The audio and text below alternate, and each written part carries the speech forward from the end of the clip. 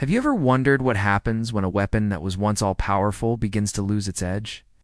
For decades, economic sanctions were the West's ultimate tool of coercion, a financial sledgehammer capable of bringing nations to their knees. But what if that sledgehammer is no longer striking with the same force? What if the world has quietly yet profoundly changed the very ground on which it stands? This is the story of a dramatic power shift, a journey from a world dominated by a single set of rules to a world of defiant resilience, where the old tools of power are becoming startlingly ineffective.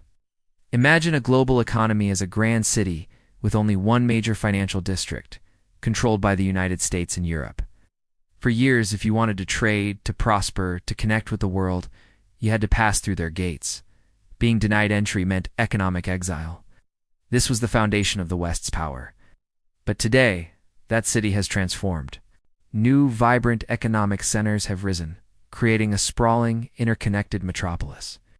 China, with its manufacturing might and technological ambition, has built its own towering financial skyscrapers. India, a burgeoning giant, has paved its own superhighways of commerce. Russia, Brazil, and the nations of the Middle East, like Saudi Arabia and the UAE, have each established their own bustling economic hubs, flush with capital and influence. For a country facing sanctions, this is no longer a dead end. It is simply a detour. They now have other doors to knock on, other partners to trade with, and other paths to survival and even prosperity, significantly dulling the blade of Western sanctions. The true heart of the West's financial dominance lay in its control over two critical systems, the US dollar and the SWIFT payment network. Think of SWIFT as the global telephone operator for banks. If you were cut off, you couldn't make international calls, or in this case, transactions. The US dollar was the universal language everyone spoke. By controlling both, the US could effectively mute a country on the world stage, blocking its transactions, and freezing its assets with the flip of a switch. But the world has grown weary of this monopoly. In a remarkable show of adaptation, nations began building their own communication lines. Russia and China, facing immense pressure, didn't just complain, they built. Russia developed its SPFS system, and China its SIPs, creating parallel networks for financial messaging. They began trading with each other not in dollars, but in their own currencies, the ruble and the yuan. This wasn't just a bilateral arrangement. It was a signal to the world. The BRICS bloc, inspired by this resilience, is now actively developing its own alternative payment mechanisms. Central banks worldwide are experimenting with digital currencies, or CBDCs, which could one day bypass the traditional banking system entirely. Oh. The unshakable grip is loosening, and the ability to financially stifle a nation is no longer the absolute power it once was. There is a powerful, almost poetic irony in the story of sanctions. The very act of punishment often forges the punished into something stronger, more resilient. Russia stands as the most compelling protagonist in this narrative. After being hit with waves of sanctions in 2014 and again in 2022, the world watched, expecting an economic collapse. But what happened was a transformation born from necessity. Cut off from Western technology, Russia was forced to look inward, nurturing its own domestic industries and innovators. Barred from its traditional European markets, it pivoted east, dramatically increasing trade with the vast and growing economies of Asia. Its budget, initially battered, found a new equilibrium, buoyed by energy and commodity sales to new partners. An entire ecosystem of gray supply chains emerged, a complex and shadowy network of intermediaries and transshipment hubs that allowed even banned goods to find their way into the country. The story of Russia is a lesson for the world. The more you try to isolate a determined nation, the more you force it to become self-reliant, to innovate, and to break its dependency on you. The sanction, intended as a cage, became a crucible. This journey of defiance isn't happening in a vacuum. The rest of the world has been watching, and they are no longer willing to simply fall in line. For many developing nations across ASEAN, Africa, and South America, the era of taking orders is over. They look at the constant stream of sanctions not as a tool for global justice, but as a political weapon wielded by the US and Europe to protect their own geopolitical and economic interests. They see the devastating impact these sanctions can have on food and energy prices, which disproportionately harm their own populations.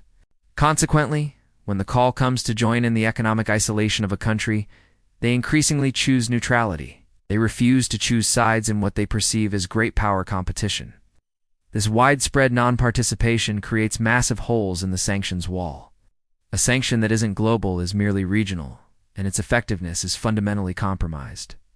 The moral authority that once compelled global cooperation has eroded, replaced by a pragmatic and self-interested neutrality. In our hyper-connected, globalized world, trying to completely sever a country from the global economy is like trying to build a dam in the middle of an ocean. Globalization, the very system the West championed, has created an infinite number of loopholes and bypasses. A determined business can set up a labyrinth of shell companies in jurisdictions with lax oversight. It can use intermediaries in third countries to relabel and re-export goods, obscuring their origin. Transactions can be structured as complex barter deals, swapping oil for manufactured goods without a single dollar changing hands. Entire production lines can be relocated to neutral nations.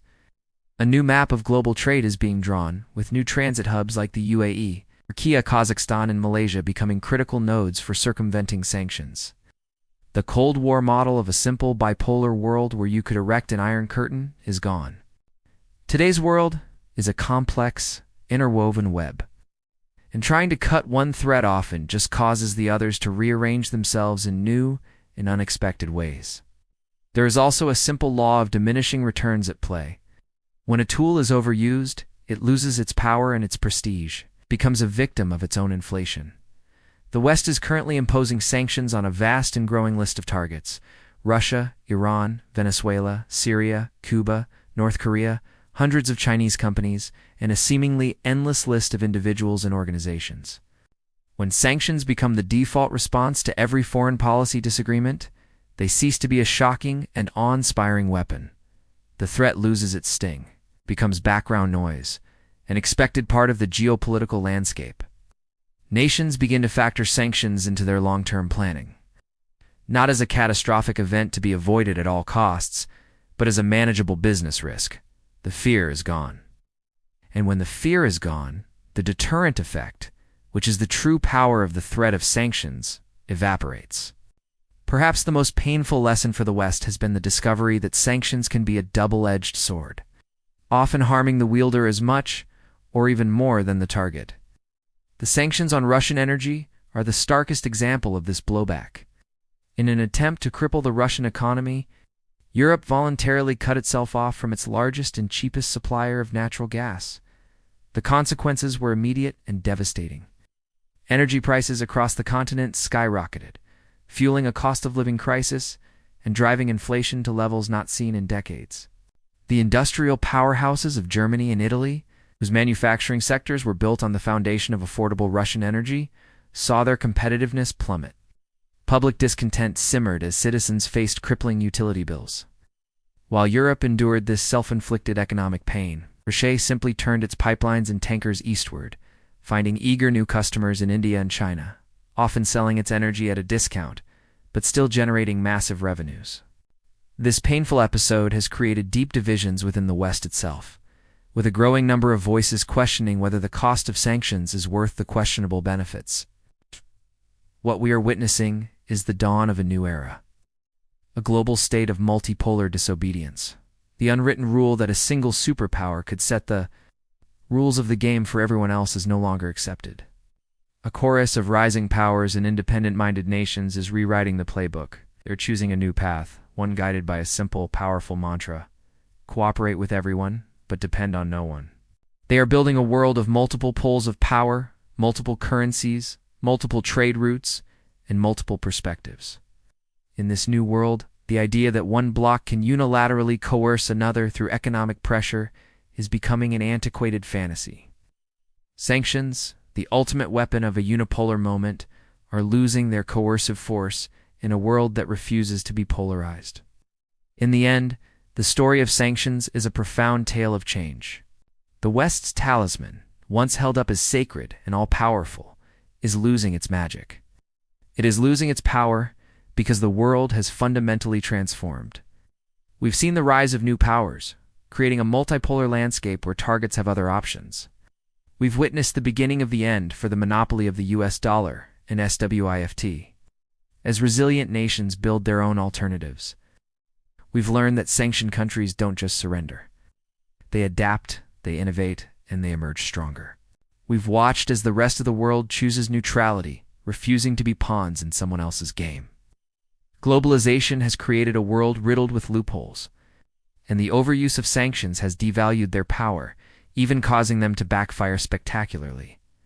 This isn't just a story about economics or politics. It's a story about the unstoppable, inspiring, and often messy journey toward a more complex, more defiant, and ultimately more balanced world.